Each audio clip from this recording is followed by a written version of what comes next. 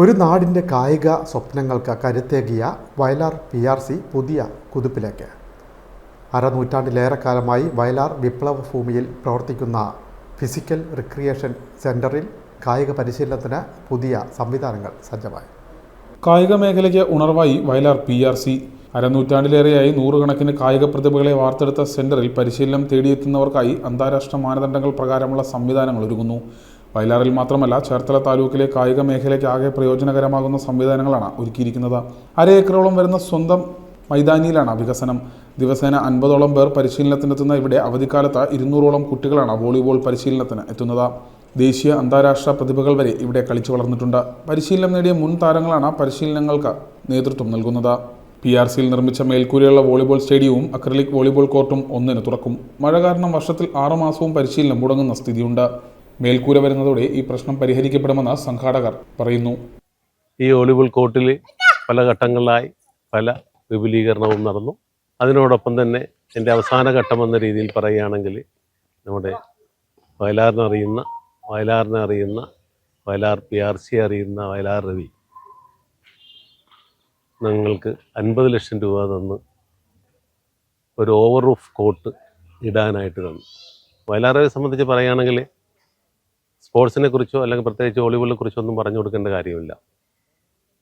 Over roof court എന്ന് പറഞ്ഞാൽ ഒരു സാധാരണ ഒരു രാഷ്ട്രീയ പ്രവർത്തകൻ എന്താണ് ഓവർ റൂഫ് കോർട്ട് എന്ന് ചോദിക്കും.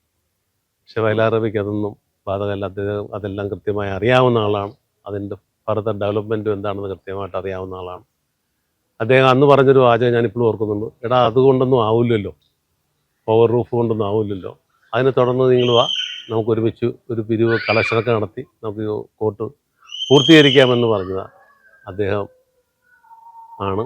ഈ ഓവർ റൂഫ് എന്നൊരു സാങ്കല്പികമായ ഒരവസ്ഥ ഞങ്ങൾക്ക് സാധിച്ചു തന്നത്. അതിനുശേഷം പിന്നെ ഇതിനകത്തൊരു കോർട്ടാണ്. ഞങ്ങൾക്ക് അന്നൊരു ക്ലേ കോർട്ടാണ് ഇതിൻ്റെ അകത്ത് ഉദ്ദേശിച്ചിരുന്നത്. എന്നാൽ ബാക്കിയുള്ള പൈസ കിട്ടാൻ സാധ്യതയില്ല. അന്നേരമാണ് സജി ചെറിയാൻ്റെ പേഴ്സണൽ സ്റ്റാഫിൽ ഉള്ള മനു സി പുളിക്കൽ നമ്മളോട് തന്നെ നേരിട്ട് വന്ന് പറഞ്ഞു. അദ്ദേഹം റെക്കമെൻഡ് ചെയ്തതിൻ്റെ അടിസ്ഥാനത്തിൽ സ്പോർട്സ് മിനിസ്ട്രി 25 ലക്ഷം രൂപ ഈ അക്രലിക് കോർട്ടിന് സാങ്ഷൻ ചെയ്യുകയും ഇപ്പോഴത്തെ പുതിയ നൂതനമായ അക്രലിക് കോർട്ട് കൂടാതെ തന്നെ വുഡൻ കോർട്ടുണ്ട്, സിന്തറ്റിക് ഉണ്ട്, റബ്ബറൈസ്ഡ് ഉണ്ട്. അതിലെ ഏറ്റവും ലേറ്റസ്റ്റ് വെർഷനാണ് അക്രലിക് കോർട്ട്. തന്നെ 25 ലക്ഷം രൂപ മുതൽ മുടക്കിൽ അക്രലിക് കോർട്ട് പൂർത്തീകരിച്ചു. ഞങ്ങൾ മെയ് 1 ഇത് നാടിന് സമർപ്പിക്കുകയാണ്. മുൻ കേന്ദ്രമന്ത്രി വയലാർ രവിയുടെ പ്രാദേശിക വികസന ഫണ്ടിൽ നിന്നുള്ള 45 ലക്ഷം വിനിയോഗിച്ചാണ് അന്താരാഷ്ട്ര മാനദണ്ഡ പ്രകാരമുള്ള മേൽക്കൂരയുള്ള വോളിബോൾ സ്റ്റേഡിയം ഒരുക്കിയത്. സ്പോർട്സ് കേരള ഫൗണ്ടേഷനാണ് അക്രലിക് വോളിബോൾ കോർട്ടിനായി 25 ലക്ഷം അനുവദിച്ചത്. ഇതും അന്താരാഷ്ട്ര മാനദണ്ഡങ്ങൾ പ്രകാരമാണ് പൂർത്തിയാക്കിയിരിക്കുന്നത്. മെയ് 1 വൈകിട്ട് 5-ന് PRC മൈതാനിയിൽ നടക്കുന്ന സമർപ്പണ സമ്മേളനം മന്ത്രി P. പ്രസാദ് ഉദ്ഘാടനം ചെയ്യും. വയലാർ രവി സ്റ്റേഡിയവും മന്ത്രി സജി ചെറിയാൻ അക്രലിക് കോർട്ടും ഉദ്ഘാടനം ചെയ്യും. KC വേണുഗോപാൽ MP മുഖ്യപ്രഭാഷണം നടത്തും. സമ്മേളനത്തിന് ശേഷം 7-ന് BPCL കൊച്ചിയും KSCB തിരുവനന്തപുരവും തമ്മിലുള്ള പ്രദർശന മത്സരവും നടക്കും.